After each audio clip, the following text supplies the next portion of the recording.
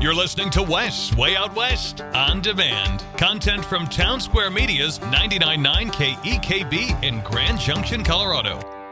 99.9 KEKB, the Grand Valley's #1 for new country. As we get together this morning, going to have an exciting conversation today. Kind of a little bit about everything you wanted to know about driving in Mesa County. We are joined today by Mesa County Deputy Jeremiah Carbajol, and he is with us to talk all kinds of things about traffic tickets. We have asked you to submit some questions. We told you we were going to have some deputies down here this week, and if you had a couple of things you've ever wanted to know, we'll be able to get to some of those questions.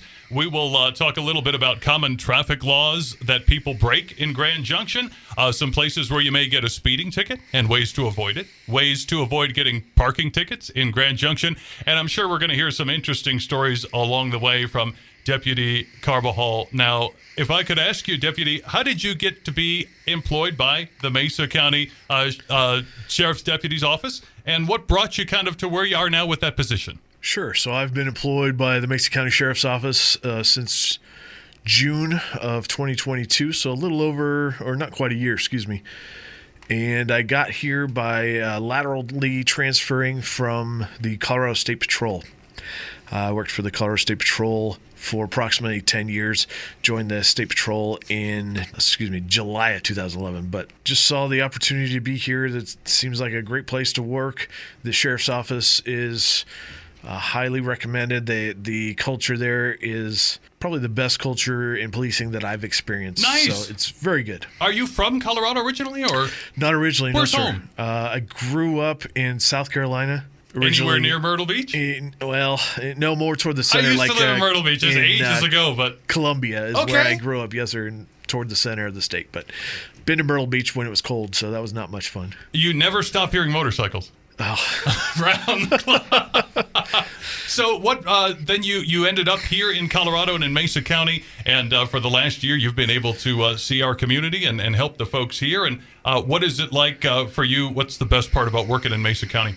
Oh, working in Mesa County, there's something different every day when you're in policing. I see people at their best, people at their worst, which is sad, but I just enjoy helping people out. Being able to respond and maybe give somebody an answer that they hadn't thought of in their problems. Sure, serving our public, and yes, sir. We absolutely appreciate everybody at the Mesa County Sheriff's Deputy's Office and yourself for doing that. If we look into some of the topics about driving in Mesa County today, I thought we would ask maybe to start with your perspective out as a deputy, what are some of the most common traffic laws that people break in Mesa County? Are we just a county that likes to speed? Are we a county that does not signal at stoplights? Or what are some of the things that you just see, in your view, week after week that, that's just something that goes on here in Mesa County? Sure. One of the more common things that I'm seeing is people are following too closely. Mm-hmm. And I don't think you're getting a lot of tickets for that. It's kind of hard for the deputies to articulate how we're measuring these things. But that's one of those big things that causes crashes. So I would say following too closely. Give yourself space when you're driving down the road, especially on those busier roads, Horizon and I-70B, Patterson. Give yourself space. One of the more common ways of measuring space is whenever the car in front of you, their bumper passes something on the side of the road, you give that 3 count, 1001, 1002, 1003, and then your bumper should be arriving at that same spot. And that's a good way to give yourself some space when you're traveling down the road. Obviously, we want to drive the speed limit, but is there any sort of leeway or wiggle room for people? Each officer kind of makes that decision for themselves. We try not to write attitude tickets. Sure. So usually whenever I write speeding tickets, I've already made the decision once I flip the lights on whether or not I think that person deserves a ticket. Absolutely. So there is a law that says 1 to 4 miles an hour over the speed limit, you can't get a ticket. There's no points, and it's a very small fine. Okay. That's not being written very often. Sometimes it is written with if something another violation comes up, such as a DUI or driving under the influence of drugs, that kind of thing. So it is out there, but like I said, it's probably not something that we're looking for that often. Wes Adams with KEKB talking with Mesa County Deputy Jeremiah Carbajol. That is something that's super interesting. I learned something new today. So there's that 1 to 4 But like you said, and like I think most people think, when you hit the lights, you know that person has done something to deserve a ticket. And at that point, you know exactly the decision has been made, and then you get to do the rest of your job out there. But that 1 to 4, interesting. And thanks for bringing that up. Appreciate you letting us know that. Yes, sir. 10 common traffic violations you may not know about in Mesa County. We were talking with our listeners over the last couple of weeks, and we do a lot of traffic stuff. They're constantly asking us Really? legal questions in cars. Can I sleep overnight in my car? Do I have to roll the window down when I get pulled over? Different scenarios being out in the car. And so we got in on the speeding, and we thought we would roll through a few of the places that our audience told us about where they think that it's a place where you're always going to get a speeding ticket. Okay. And maybe you can say yay or nay, or when we get done with these, maybe there's one that we didn't hit or we didn't mention, and you can verify that. So our buddy Larry says that he is trying to lay off the gas when he's going down Independence Avenue down the hill by the Game and Fish east of Sam's Club, because there's that 25 mile per hour zone in there. So Larry was very specific. Yes, he is. We've got Maria saying Patterson and 6 and 50 after 10 p.m. Something going on there late at night where people may be watching if you've got your foot on the gas coming down there. Between 32 Road, D and D and a half. Kim, thank you for that. Riverside Parkway, certainly a place where you don't want to be flying down the road. Really, let's be honest. If the cops are sitting there looking for speeders, it's because there's speeders there. They know why it's they're like there. fishing. You Sure. know, why That's is a the great way of putting it. fisherman in the river? That's where the fish are. So, These places, especially with higher volume, certainly. yes, sir. The 32 between D and a half, that one I can attest to being very much something that's looked for. I've also seen the State Patrol on I-70B. Okay. Between 30 and, let's say, Warrior Way. Okay. Looking, and I think they're looking for folks that they can talk to as well. See the tips that you get from Deputy Carbajol and listening to KEKB. Thank you very much. We'll get you guys all kinds of tips by the time this On Demand is over. So if you have additional places where you get nabbed for speeding, or you believe that it's a spot where other people are going to get nabbed, you can add these to the list that's on our website at kekbfm.com. And you can also jump on our mobile app and hit the chat feature and add any locations that you would like to that list. Deputy Carbajol, we'll move on to 10 common traffic violations people might not know about in Colorado. One of the ones that our listeners told us about, especially a couple of younger ones, are that drivers under 18 are not supposed to be using cell phones while driving. That's correct. It's a safety hazard. Driving is a divided attention task. Certainly. You've got to look at the hazards ahead of you. You've got to be moving the steering wheel. You've got to be articulating or manipulating the gas and the brakes. So there's lots of things going on in the car. You don't need the phone to be distracting you. It doesn't matter at what age, really. And while an adult may be able to be hands-free, a teen cannot be hands-free at all. They can't use This the is phone. correct.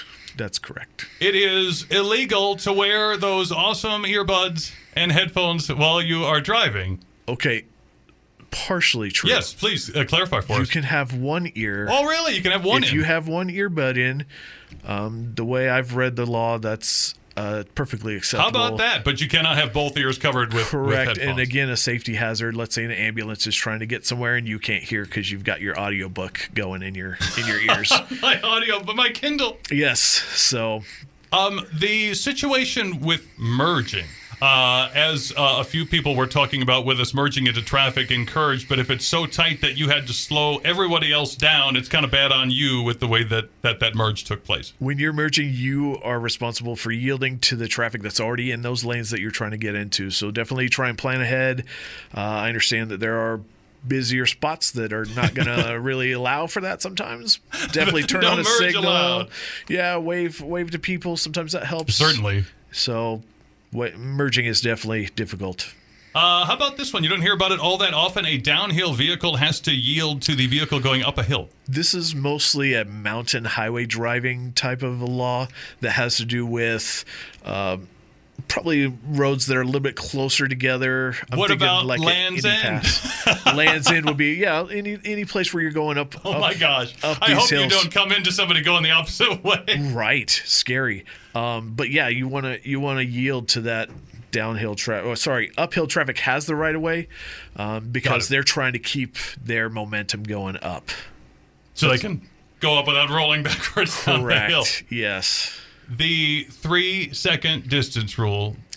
Not actually a law, but it is a good way to measure distance because most people are not able to correctly measure the distance with your eyes while you're moving. There's kind of a visual discrepancy usually when you're moving about how fast we're actually moving in our cars. So 3-second rule is a rule, not a hard, fast law.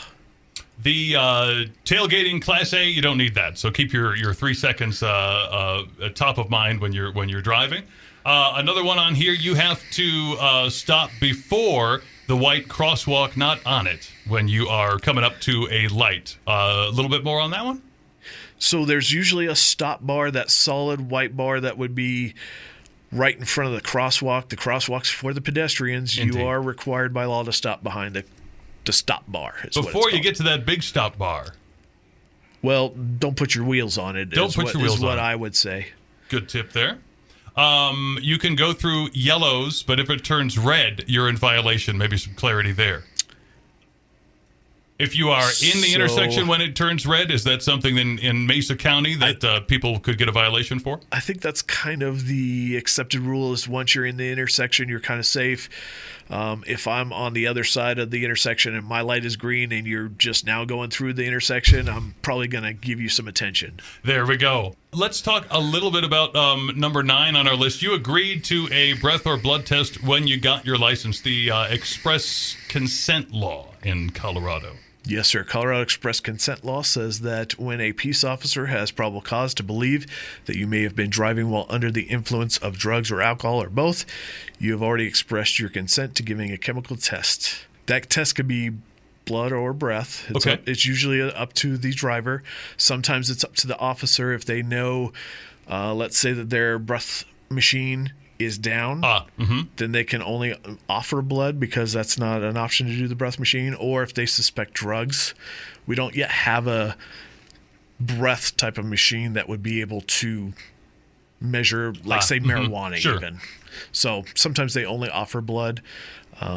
But that is the law. Yeah, when you sign for your driver's license, you're basically saying that you agree to do this. Something people may not remember. You get so excited to get that license the first time and pass the road test, and off you go and forget that is something that is already consented to. The last one on this list, not wearing a seatbelt in Colorado, remains a secondary offense and is still something you can get a $65 or so fine for. This is correct. So for adults, that's 18 and over, if you're in the front seat, you are supposed to wear your seatbelt. If you are stopped for another violation and the officer observes that you're not wearing your seatbelt, then obviously you can get a ticket for it then. Kids in the back seat, if I see them jumping around, that's something you can get stopped for immediately and get a ticket for that as well. They do need booster seats until certain ages or weights. They need their little backward-facing seats if it's an infant.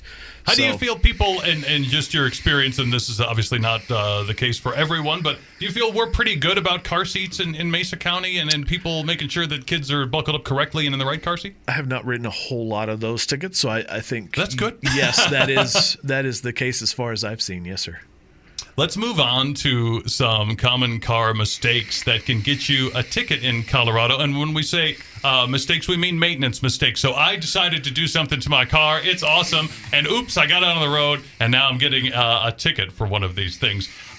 We are speaking, by the way, with Mesa County Deputy Jeremiah Carbajol, and we are talking all things traffic in Mesa County. Some of the maintenance mistakes that can get you a ticket. Obviously, it may not be a maintenance-related issue directly, but if your registration is expired, that's something that can get you a ticket. And real quickly, Al wrote into us on the Facebook page. His question that he submitted was, why do so many people drive around in Mesa County with the expired paper tags? And there may be COVID is a reason for that, or some other things with people getting paperwork. But I said to Al, I see one like every day. Sure. It's either 22 or 21 on it. It's still a paper tag. It looks like it's kind of fallen off, but there are a lot of those. Sure, and we try and catch as many of those as we can. A lot of times they have some kind of reason, like, oh, I'm having troubles getting the title, and they'll have a lot of paperwork with them. Sometimes the DMV is missing something that a little they bit need. behind. Right, they're behind. I think that they're having some COVID that they're still trying to catch up from. That was the thing when everybody couldn't go into a place anymore. Right. I remember the state I was in when this all started. They weren't going to be doing any pulling over for expired registration. They were going to give you a grace period, and Right. now that we're kind of past all that, some of that is ending. But certainly something to still keep in mind is the registration.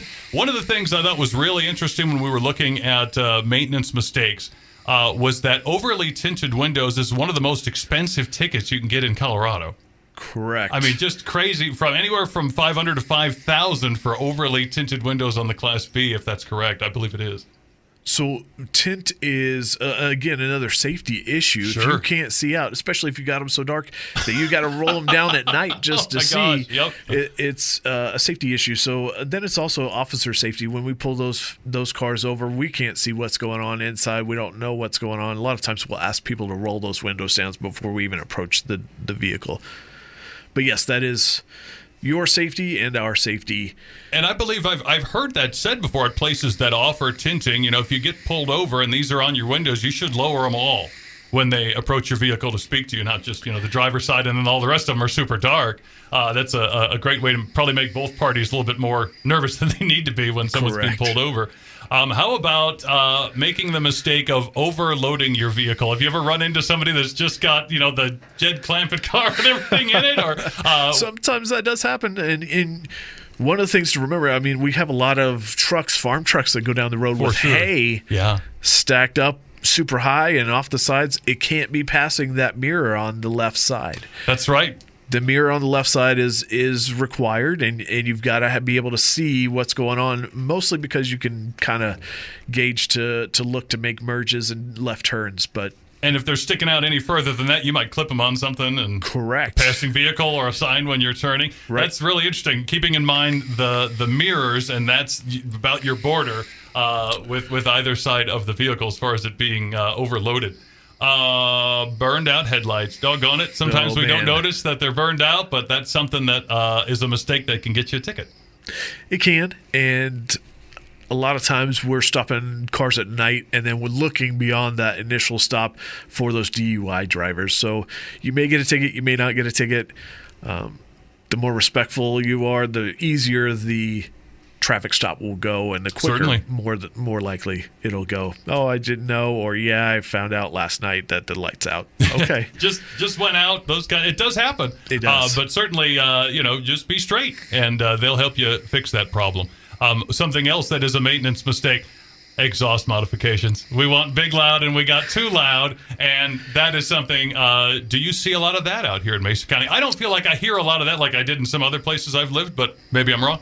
I would say not a lot, but there are a lot of bigger trucks sometimes that I see that have the modified exhaust, modified suspension.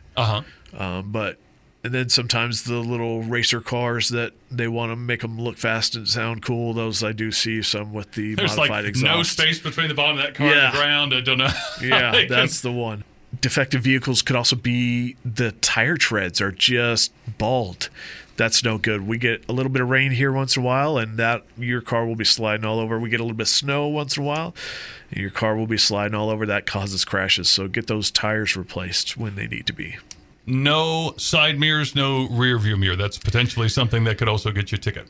Yes. You definitely need to see a little bit of something that's going on behind you. I think the law is written pretty generously to where you can have one of those mirrors and be good to go. Okay. Reasons you'll get parking tickets in Grand Junction. And again, we've got Mesa County Deputy Jeremiah Carbajol with us. So some of the questions that we ask about things going on in Grand Junction or Fruita or Palisade, he will be able to touch a little bit less on, and other things with more on. But you guys did such a great job sending us all the different reasons you've had parking tickets in Grand Junction. We thought we would go through just a few of these. And we'll start with moving a vehicle that is unattended. If you are caught pushing an unattended car out of its parking space, you could get a ticket for moving an unattended vehicle into a potentially prohibited area. Wow, I didn't know that. Parking in an alley in Grand Junction is something that can get you a ticket, especially if it's for loading or unloading for a business. That's what I was just thinking. I think those are mostly for loading, unloading, that kind of thing. So don't park there. you'll get a ticket. Parking in prohibited places. Let's say you're parking inside a highway tunnel or next to on some railroad tracks or like right next to a hydrant. Those kinds of places, you could get a parking ticket there. Wildly dangerous. Don't do any of that. Don't do any of the train track stuff. Yeah, train tracks, no. Tunnels, no. Fire hydrants, you'll definitely get a ticket there. Parking for a prohibited purpose. I'm going to pull my car up on the roundabout and put my garage sale sign on top of it so everybody knows to come to my house for the garage sale. That's a definite good way to get the attention of the Grand Junction Police Department. Yes, sir. You cannot park on the highway pretty much in Colorado without it being an emergency. You can't park on the ramp or any portion of a main traveled highway. That'll get you a parking ticket. Parking in the handicap spot. Yes, sir. That'll get you a parking ticket. You don't have the ticket. Placard or the special license, yes. One of the last things we'll ask about is parking overnight. Now, there are a lot of people, and every time we put this out on the internet, I'm amazed at how many people read it, but it's, can I sleep in my car overnight in Colorado? And it comes down to, is this a place that permits overnight parking? And a bunch of other factors, some of which you can find out from the city, places where you might be able to park all night in your car. But it's not a matter of, can I take a nap in my car? That's generally going to be okay. Can you spend the night and sleep long-term somewhere? That's where the problem comes in. Can you talk to us a little bit about that? Sure. A lot of times we see people parking in our parks. Certainly. In Mesa County, the parks are closed after 11 p.m., I believe. I believe most of them are 11, yeah. So once they're closed, we go and check them at night because we figure there's some nefarious activities taking place there. So you will be checked upon. And if you're just sleeping there, probably nothing will happen. We'll just ask you to move along. That's the reasons why is we know that people will do other things other than just sleeping in their car. Mm-hmm.